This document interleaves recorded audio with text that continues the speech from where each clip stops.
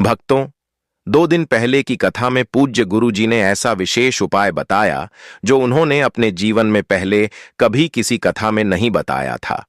गुरु जी ने कहा, जब जिंदगी में चारों तरफ अंधेरा हो, पैसों का कोई साधन न दिखे, व्यापार ठप हो, नौकरी में रुकावटें आ रही हों और नुकसान ही नुकसान हो, तो यह एक दिन का उपाय करो और देखो कैसे किस्मत बदलती है।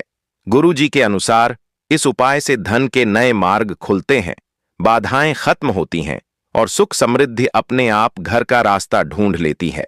खास उपाय, गौ माता के लिए पहली रोटी। रोज सुबह जब घर में पहली रोटी बने तो उसे गौ माता के नाम से निकाल लें। कोशिश करें कि यह रोटी काली गाय को खिलाएं। अगर न मिले तो सफेद गाय को भी दे सकते हैं। रोटी हमेशा ताजी होनी चाहिए।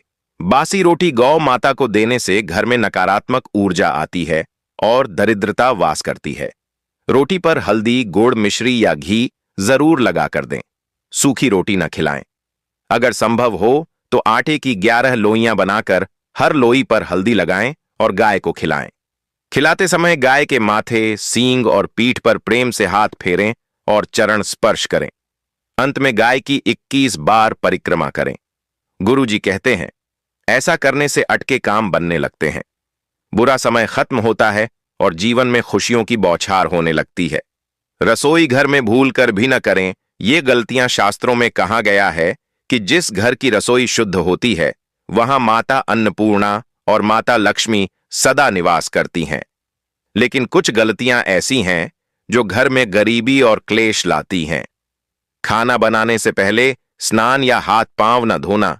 अशुद्ध हाथों से बनाया गया भोजन दूषित होता है, जिससे बीमारी और दरिद्रता आती है।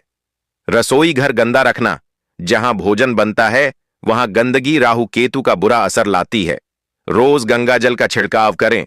ज्यादा चाकू छुरी रखना, बेकार और धारदार चीजें घर में तनाव और विवाद बढ़ाती हैं।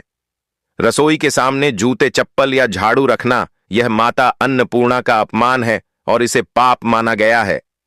खाना बनाते समय छकना, खाना झूठा करना अशुभ है। पहले अन्न का अंश भगवान या किसी कन्या को अर्पित करें। खाने में बाल आना, यह भी राहु केतु का नकारात्मक प्रभाव है। बाल बांध कर ही खाना बनाएं। टूटे बर्तन रखना। टूटे बर्तन गरीबी और कलह का कारण बनते हैं। बासी रोटी का रहस्य, बासी रोटी में फाइबर होता है जो पाचन के लिए लाभकारी है। लेकिन अगर रोटी में रेशे आ गए हों या वह खराब हो चुकी हो तो यह स्वास्थ्य के लिए जहर समान है। शास्त्र कहते हैं, अच्छा भोजन फेंकना अन्न का अपमान है, लेकिन खाने योग्य बासी भोजन भी सम्मान पूर्वक ग्रहण करना चाहिए। पूजा घर में रखने योग्य चीजें, मिट्टी या धातु का दीपक सकारात्मक ऊर्जा के लिए।